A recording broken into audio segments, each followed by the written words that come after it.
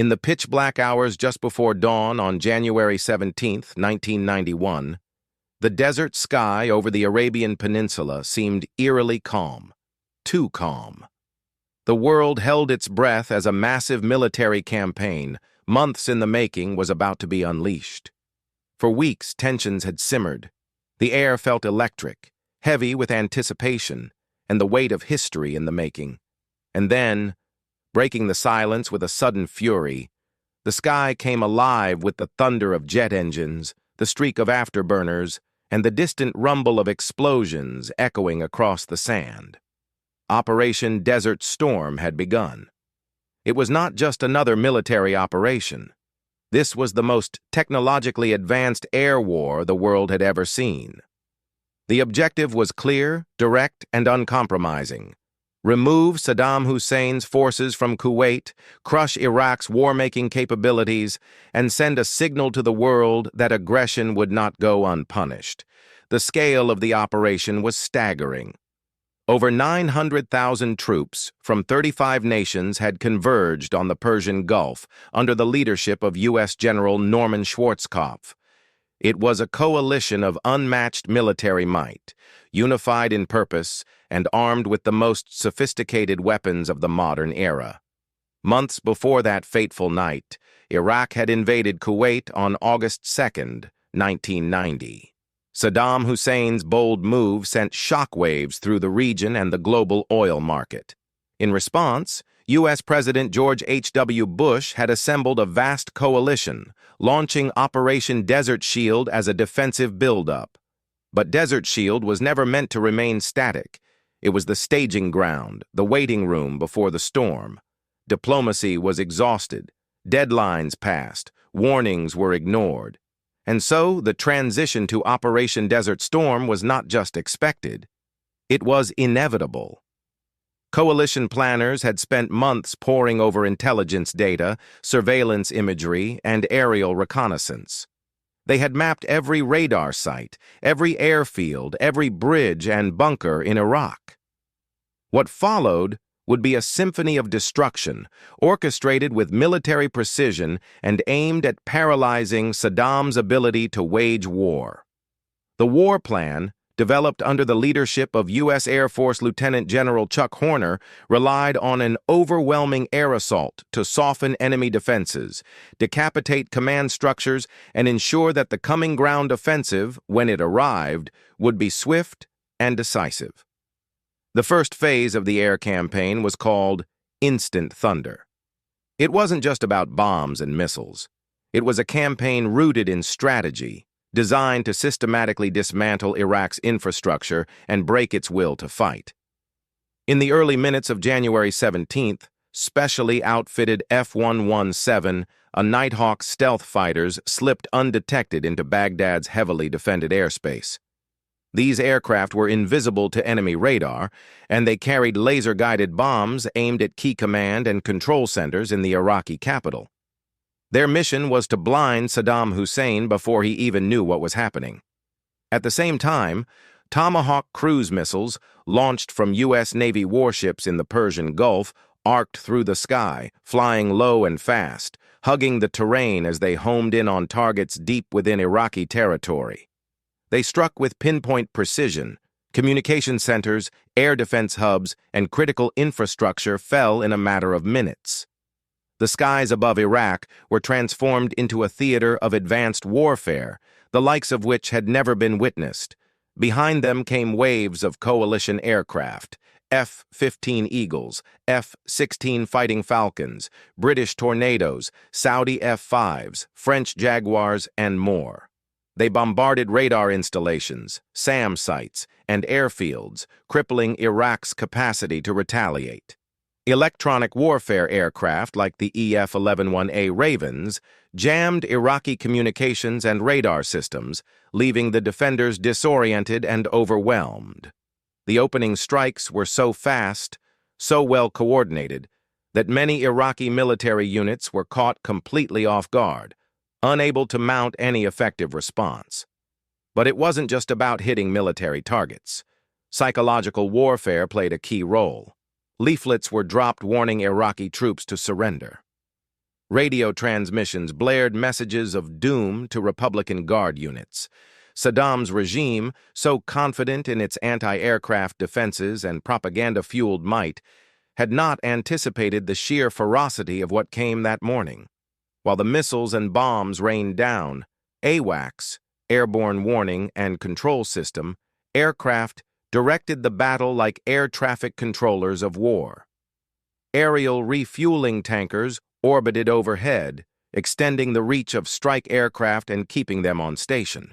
Behind the scenes, space-based satellites fed real-time data to coalition command centers, where officers watched the battle unfold on massive screens, adjusting strike packages and targets in real time. Baghdad, a city that had stood through centuries of conflict, witnessed a modern apocalypse. The glow of explosions lit the skyline. Anti-aircraft tracers streaked upwards, mostly in vain. Air raid sirens wailed as civilians huddled in fear. Meanwhile, coalition pilots, trained to perfection, executed complex missions with nerves of steel, weaving through hostile airspace, trusting their wingmen and relying on their machines and years of preparation. Operation Desert Storm's first day of airstrikes was not only a demonstration of Western military dominance, but also a case study in how modern warfare had evolved. No longer was war fought solely on the ground or in vast naval battles. This was the age of precision air power. Every target was carefully chosen, every sortie was calculated, and the entire campaign was broadcast on television sets around the world, as CNN carried live footage of the bombing of Baghdad. It was war in the information age, surreal and horrifying in equal measure. By the end of the first 24 hours, Iraq's air defenses were decimated, command centers were in ruins, and hundreds of sorties had been flown without a single coalition aircraft lost to enemy fire. It was an opening blow unlike anything ever executed in military history. It set the tone for the weeks to come and proved to Saddam Hussein and to the watching world that the coalition meant business. The message was clear. The storm had arrived, and it would not relent until Kuwait was free. At precisely 2:38 a.m. Baghdad time on January 17, 1991, the dark silence over Iraq was split open by the invisible advance of war. High above the sands, the first wave of coalition aircraft entered Iraqi airspace, launching Operation Desert Storm's air campaign with surgical fury. Among the vanguard were the sleek, angular silhouettes of F-117 Nighthawks stealth fighters, aircraft so advanced that radar barely recognized their presence. Their mission: to strike at the heart of Iraq's command structure and shatter its ability to coordinate any meaningful response. Every detail of this moment had been planned for months, down to the second, and now the plan was in motion.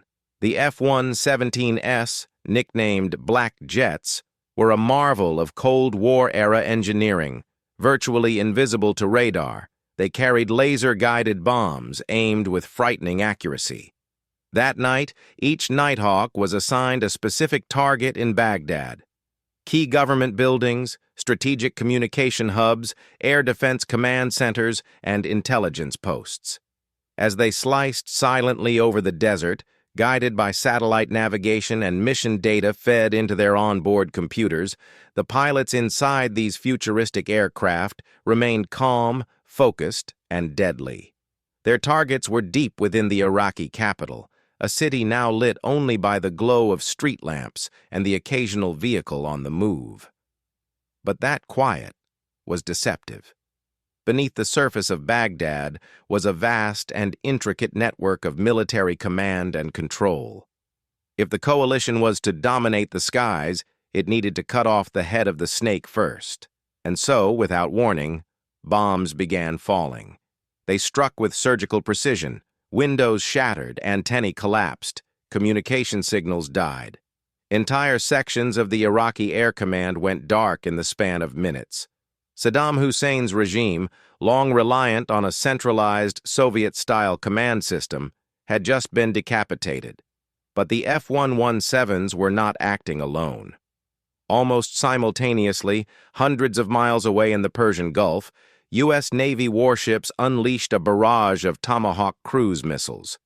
These sleek, terrain-hugging weapons, programmed with detailed maps of Iraqi territory, soared through the night sky at low altitudes, barely above rooftops, to evade radar detection. With engines whispering, they approached their targets with uncanny accuracy. Moments later, government ministries, power substations, and early warning radar sites erupted in orange fireballs. But the F-117s were not acting alone. Almost simultaneously, hundreds of miles away in the Persian Gulf, U.S. Navy warships unleashed a barrage of Tomahawk cruise missiles. These sleek, terrain-hugging weapons, programmed with detailed maps of Iraqi territory, soared through the night sky at low altitudes, barely above rooftops, to evade radar detection. With engines whispering, they approached their targets with uncanny accuracy. Moments later, government ministries, power substations, and early warning radar sites erupted in orange fireballs. The air assault was more than just brute force. It was a masterclass in electronic warfare. Coalition forces understood that Iraq's Integrated Air Defense System, IADS, posed a grave threat to incoming aircraft. So before sending in the main bomber fleets, they set out to blind it. U.S. Air Force F-111, A Ravens and Navy EA-6B Prowlers flooded Iraqi radar frequencies with electronic noise, scrambling their signals and rendering airspace tracking nearly impossible. Meanwhile, drones and decoy aircraft were launched to mimic the radar signatures of large bomber groups. Iraqi gunners, unsure of what they were seeing, fired wildly into the night sky, wasting precious ammunition on phantoms. In tandem, precision strikes targeted the physical infrastructure of the air defense system.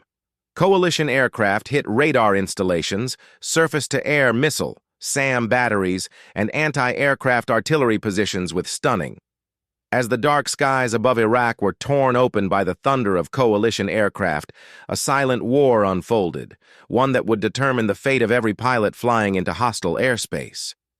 This was the suppression of enemy air defenses, or SEAD, a battle fought not with infantry or tanks, but with radar beams, high-speed missiles, and cutting-edge electronic warfare. It was a campaign in which technology and timing mattered more than brute force, and the margin for error was measured in milliseconds. The Iraqi military, under Saddam Hussein's regime, had spent the 1980s building one of the most formidable integrated air defense systems, IADS, in the region. With assistance from the Soviet Union and other Eastern Bloc countries, Iraq had developed a layered defense that included surface-to-air missile, SAM batteries, anti-aircraft artillery, AAA, early warning radars, and command and control centers designed to detect and destroy enemy aircraft. These defenses ringed strategic sites across the country: military airfields, power stations, government buildings, and oil infrastructure, with a particularly dense concentration around Baghdad, which was known as the Super Mez, or Missile Engagement Zone. Faced with this complex and deadly network, coalition planners knew that no air campaign could proceed safely without first blinding and degrading Iraq's IADS. It was a daunting challenge. The system included Soviet-built SA-2, SA-3, and SA-6 SAMs, as well as French Roland and Crotal systems. These were controlled through a mix of fixed and mobile radar installations tied together by hardened command centers. But in the first few hours of Operation Desert Storm, the coalition launched one of the most sophisticated SEAD operations in modern warfare. At the tip of the spear were aircraft like the U.S. Air Force's F-4G Wild Weasels and the Navy's A-6B Prowlers. The F-4G was a modified version of the legendary Phantom II, bristling with radar homing equipment and designed to locate and destroy enemy radar installations. Flying in tandem with strike aircraft, These weasels used their sensors to identify emissions from Iraqi radar sites and then fired AGM-88 HARM, high-speed anti-radiation missiles, to knock them out. The HARM missile was a technological marvel, capable of detecting radar signals, locking onto their source, and striking with pinpoint accuracy at over Mach 2 speed. It turned the act of using radar into a deadly gamble for Iraqi operators. In addition to direct attacks, coalition forces deployed decoy drones, remotely piloted vehicles that mimicked the radar signature of fighter jets. These drones, such as the BQM-74 Chukar, flew pre-programmed routes designed to trigger Iraqi radar systems and coax air defense crews into revealing their positions. As radars powered up to track the apparent attack, they were immediately targeted by HARMs or jammed by electronic warfare aircraft. Meanwhile, EA-6B prowlers flooded Iraqi airspace with powerful jamming signals that degraded communications and scrambled radar frequencies. The prowlers' ability to electronically blind enemy installations was essential, often preceding or accompanying wild weasel missions. This multi-pronged approach had a devastating effect. In the opening minutes, as Iraqi operators activated their systems to defend against incoming aircraft, they found themselves instantly under fire. Entire SAM batteries were obliterated before they could even launch missiles. Others, wary of inviting destruction, stayed dark, effectively neutralizing themselves. The precision and coordination of these said missions meant that by the time the main waves of coalition bombers and fighters followed, much of Iraq's radar network was either destroyed or suppressed.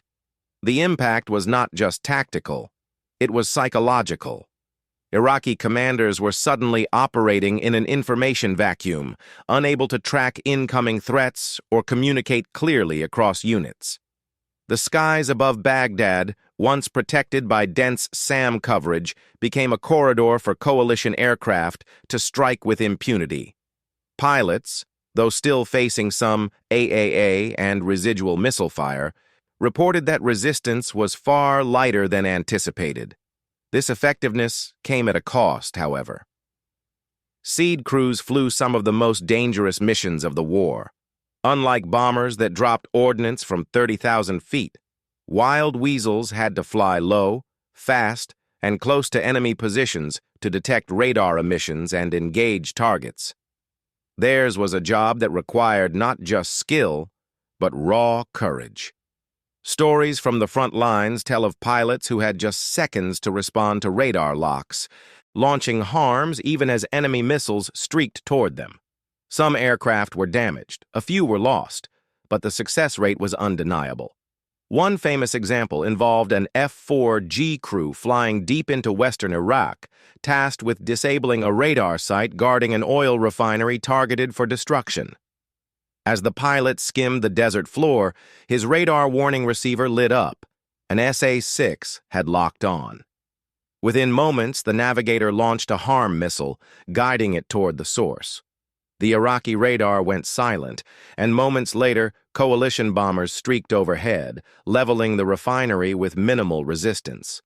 Another incident saw an EA-6B prowler jamming multiple radar frequencies simultaneously, protecting an entire strike package en route to Baghdad. As SAMs launched into the night sky, the prowler's operators adjusted their jamming patterns in real time, confusing enemy defenses and guiding their aircraft to safety. The combined efforts of these SEAD teams established a critical advantage. Within the first 24 hours of Operation Desert Storm, the coalition had effectively dismantled Iraq's IADS. While pockets of resistance remained, the systematic elimination of radar and missile sites ensured that coalition air power could dominate the skies with minimal losses. It also opened the door for the next phase of the campaign, a relentless aerial bombardment of strategic targets across Iraq and Kuwait, which would continue for weeks. In the broader context of the Gulf War, the success of SAD operations during Day 1 of Desert Storm set a new benchmark in modern air warfare. It demonstrated how technology, planning, and precision could neutralize even the most heavily defended airspaces.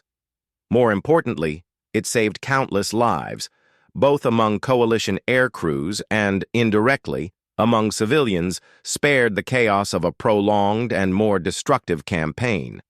As the sun rose on January 17, 1991, smoke columns drifted over radar sites and SAM emplacements across Iraq.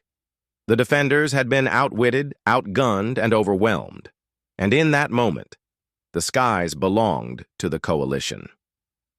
Beyond the immediate tactical victories of neutralizing radar installations and clearing the path for air superiority, the coalition's strategy quickly shifted toward a broader, more devastating objective: a strategic bombing campaign unlike any previously seen in modern military history.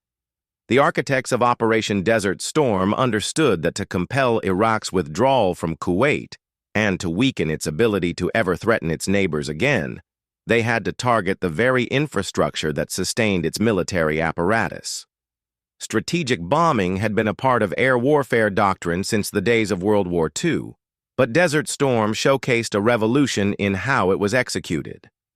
Rather than carpet bombing entire cities, coalition planners opted for a more surgical approach, leveraging precision-guided munitions, real-time intelligence, and a robust array of electronic warfare tools. The coalition designed a campaign that sought to paralyze Iraq's war-making capacity with minimal collateral damage.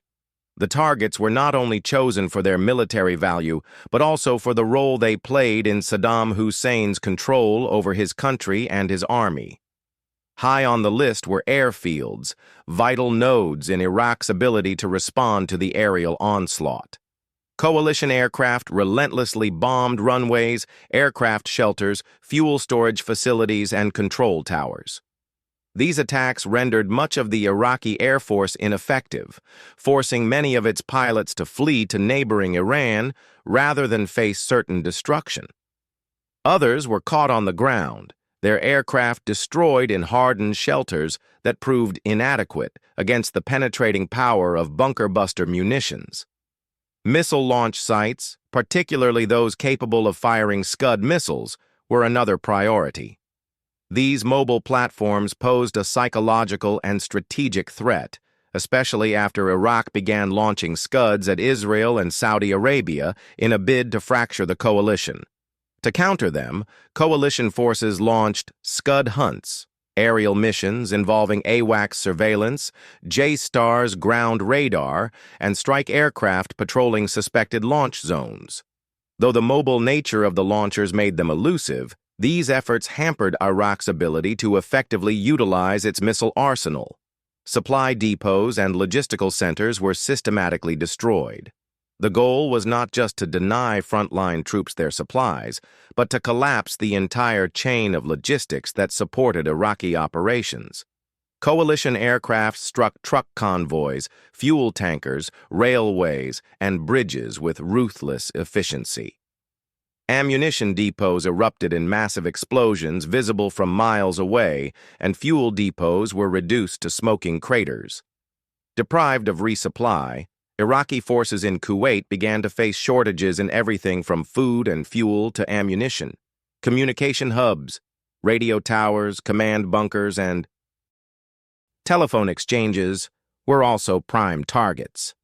By striking these nodes, the coalition aimed to sever the links between Baghdad and frontline commanders. Iraqi units, already disoriented by the initial shock of the air campaign, found themselves increasingly isolated and unable to receive coherent orders. This disarray contributed directly to the erosion of morale within Iraqi ranks. Power generation facilities, including electrical substations and water treatment plants tied to military bases, were selectively disabled.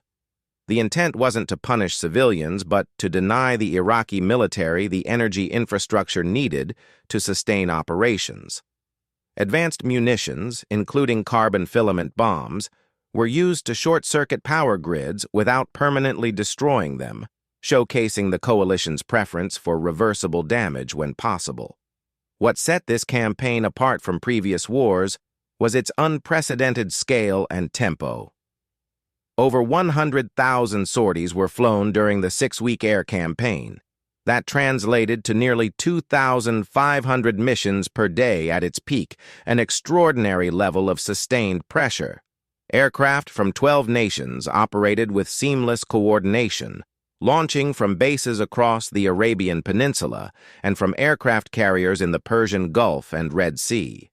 Tanker aircraft kept fighters and bombers aloft for hours, enabling long-range missions deep into Iraq.